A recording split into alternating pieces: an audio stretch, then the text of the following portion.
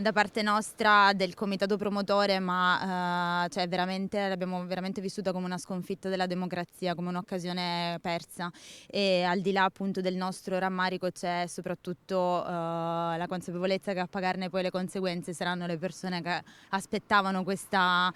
di poter votare per questo referendum, per il quale appunto più di 1.240.000 persone ha firmato. C'è amarezza nella voce di Marta Perrone, coordinatrice veneta della raccolta firme Eutanasia Legale per l'associazione Luca Coscioni. La Corte Costituzionale nelle scorse ore ha dichiarato inammissibile il referendum sul suicidio assistito. Secondo la consulta non sarebbe preservata la tutela minima costituzionalmente necessaria della vita umana in generale e in particolare in riferimento alle persone deboli e vulnerabili. Per l'associazione Luca Coscioni si è negata agli italiani la possibilità di esprimersi su un tema che da anni è molto dibattuto nel nostro paese, dopo il caso di DJ Fabo che scelse di morire in una clinica svizzera o le lunghe e travagliate storie di Eluana Englaro e Pier Giorgio Welby. Beh, sicuramente è un grave colpo anche per le famiglie che assistono queste persone. Io ci tengo sempre a ricordare che non è vero che chi richiede l'eutanasia o il suicidio medicalmente assistito vive in condizioni di isolamento, di solitudine. È il contrario, molto spesso anzi ha una rete familiare, una rete affettiva molto forte,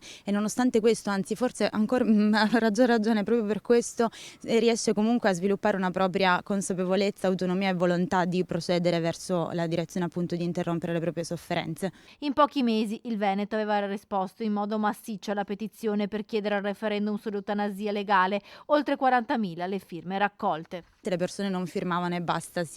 raccontavano le loro storie, quindi ho capito che quello che noi proponevamo non era una nostra battaglia singola di noi appunto solo del comitato, ma era veramente condivisa da tutte queste persone, ed è il motivo per cui c'è stata questa grandissima mobilitazione queste